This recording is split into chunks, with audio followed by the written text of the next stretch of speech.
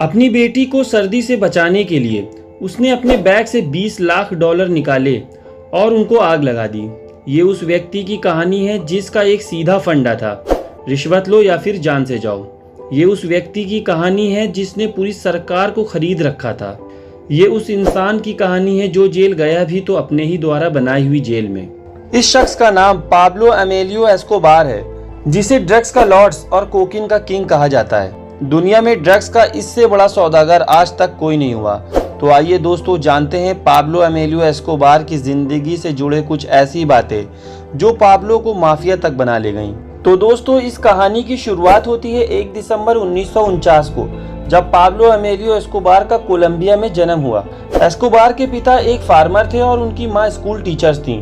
Pablo का बचपन बहुत अच्छा नहीं था और उनका बचपन गरीबी में ही बीता, इसीलिए एस्कोबार ने कम उम्र से ही जुर्म का रास्ता अपना लिया। और दोस्तों एस्कोबार बचपन से ही लोगों को फेक लॉटरी टिकट बेचा करते थे। इसके कुछ समय बाद ही एस्कोबार ने चोरी करना भी शुरू कर दी।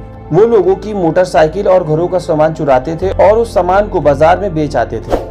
थोड़ा बड़े होने पर इससे भी पाब्लो का जब दिल नहीं भरा तो 1970 में वो पूरी तरह से क्राइम की दुनिया में आ गया। फिर दोस्तों एस्कोबार ने एक किडनैपिंग की जिसके लिए उसे 1 लाख डॉलर मिले थे। इसके बाद एस्कोबार ऐसे ही क्राइम की दुनिया में काम करता रहा। 80 के दशक में उसने ड्रग्स की दुनिया में भी कदम रख दिया और शुरुआती समय में उसने सड़क पर उतरकर चोरी चुपे ड्रग्स को सड़क पर बेचना शुरू कर दिया। 1980 के दशक में यूएसए में कोकीन की डिमांड बहुत तेजी से बढ़ रही थी। हर महीने 70 से 80 टन कोकीन यूएसए भेजा जा रहा था। पाब्लो को अपने अमीर बनने का ये समय सबसे सही लगा और उसने अपने बॉस फैबियो की हत्या कर दी और खुद ड्रग्स की दुनिया का शहंशाह बन गया। बढ़ते वक्त के साथ उसकी ताकत भी बढ़ती जा रही थी। देखते देखते एस्कोबार ने ड्रग्स की दुनिया में पूरी दुनिया पर कब्जा कर लिया और पूरी दुनिया के तमाम देशों में ड्रग्स की सप्लाई खुद ही करने लगा।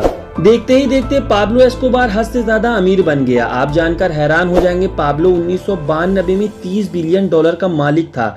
यानी ब्रुनेई के सुल्तान के बाद पाब्लो दुनिया का दूसरा सबसे धनी व्यक्ति था।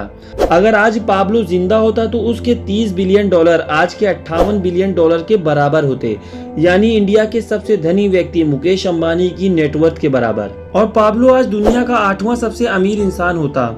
पाब्लो एस्कोबार के ड्रग सप्लाई का नेटवर्क इतना पावरफुल था कि पूरे 90% यूएसए को कोकीन सिर्फ एस्कोबार सप्लाई करता था और पूरी दुनिया के 80% हिस्से में पाब्लो का ड्रग सप्लाई होता था। और इस खतरनाक सप्लाई नेटवर्क को बहामास के एक आइलैंड से चलाया जाता था और ये आइलैंड पाब्लो एस्कोबार का हेडक्वार्टर भी था। उस आइलैंड पर एक पूरा एयरपोर्ट बना हुआ था जहां पर कोकीन से भरे हवाई जहाज रिफ्यूलिंग के बहाने लैंड करते थे और उसी दौरान उनमें से कोकीन निकालकर छोटे हवाई जहाजों के टायर्स में भरकर या फिर पनडुब्बियों में भरकर कोकीन को अमेरिका भेज दिया जाता था। इसी तरह रोजाना अमेरिका में पाब्लो 15,000 किलो कोकीन भेजता था, जो कि पूरे साल का हुआ 5,40,000 किलो। जी हाँ दोस्तों, पाब्लो पूरे साल 5,40,000 किलो कोकीन सिर्फ अमेरिका भेजता था। अमेरिका में उस वक्त सिर्फ 1 किलो कोकीन की कीमत $7,000 होती थी, जिसका मतलब ये है कि एक साल में पाब्लो एस्कोबार 378 बिलियन डॉलर की कोकीन सिर्फ अमेरिका में सेल करता था और यह काम उसने पूरे 16 साल तक चलाया। कहा जाता है कि दोस्तों एस्कोबार कोकीन की सप्लाई करने वाले पायलट्स को एक चक्कर का $5 लाख देता था।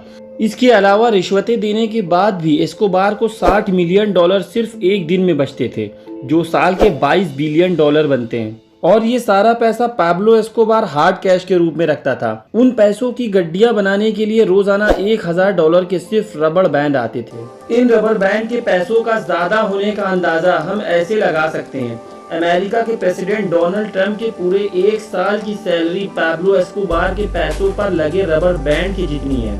जाहिर सी बात है इतना ज्यादा पैसा पाब्लो बैंक में रखने से रहा, तो इन पैसों के स्टोरेज के लिए पाब्लो ने आइलैंड पर बहुत बड़े बड़े गोडाउन बनवाए हुए थे, जिसमें ड्रम्स के अंदर ये कैश स्टोर किया जाता था। स्टोर किए गए इन पैसों का 10% सालाना या तो चूहे खा जाते थे या फिर पानी की वजह से गल सड़ जाते थे। दोस्तों ये कहा जाता है कि पाब्लो एस्कोबार अपना पैसा इतना अधिक होने के कारण गिन नहीं पाता था, तो वो अपने पैसों की गिनती करने के लिए अपने पैसों को वजन करके रखता था। एस्कोबार का सबसे बड़ा डर था अमेरिकी जेल, जिससे बचने के लिए उसने कोलंबियन गवर्नमेंट को ये तक ऑफर दे दिया कि वो उनके सारे डेब्ट भर देगा, जो कि उस समय के $10 बिलियन से भी अधिक थे। अंत में एस्कोबार ने सरकार से एक डील की जिसके तहत वो सरेंडर करने को तैयार था, पर उसकी ये शर्त थी कि वो अपनी खुद की बनाई हुई जेल में ही रहेगा, जिसका नाम था ला कैथेड्रल, जिसमें सभी तरह की सुख सुविधाएं मौजूद थी। यहाँ तक कि दोस्तों उस जेल में कसिनो भी था। कुछ समय के बाद सरकार ने फैबियो को असल जेल भेजने के लिए कोशिशें शुरू कर दी, क्योंकि वो खुद की जेल से अभी तक अपने ड्रग्स के बिजनेस को हैंडल कर रहा था। दोस्तों एस्कोबार का नेटवर्क इतना ज्यादा मजबूत था कि उसे इस बात की भनक पहले से ही लग गई और वो खुद की बनाई जेल से भाग निकला। उसे अपने परिवार के साथ एक पहाड़ के पीछे स्थित एक घर में रुकना पड़ा, जहाँ पर दोस्तों उसकी बेटी को सर्दी लग गई। फैबियो के पास उस वक्त गर्मी पैदा करने का कोई उपाय नहीं था और उसने अपने बैग से $2 मिलियन कैश निकाले और उन पैसों को आग लगा दी। ये बात फैबियो के मरने के बाद उसके बेटे ने मीडिया के सामने खुद बताई थी। इसी तरह दोस्तों पाब्लो एस्कोबार अगले 18 महीने तक छुपता भागता रहा और दूसरी तरफ कोलंबियन पुलिस और अमेरिकी DEA उसके पीछे हाथ धोकर पड़ गई और आखिरकार 1993 में अपने 44वें जन्मदिन के अगले ही दिन पुलिस ने उसे शूटआउट में मार दिया। और पाब्लो एस्कोबार के मौत के बाद कोलंबिया में धीरे धीरे ड्रग्स का बिजनेस टूट गया। तो दोस्तों ये थी कहानी पाब्लो एस्कोबार की। और दोस्तों कैसी लगी आपको ये वीडियो नीचे कमेंट में ज़रूर बताइएगा। अगर आपको ये वीडियो अच्छी लगी हो तो वीडियो को लाइक करिए। ऐसे ही और इंटरेस्टिंग वीडियो देखने के लिए हमारे चैनल को सब्सक्राइब करिए। तब तक के लिए शुक्रिया।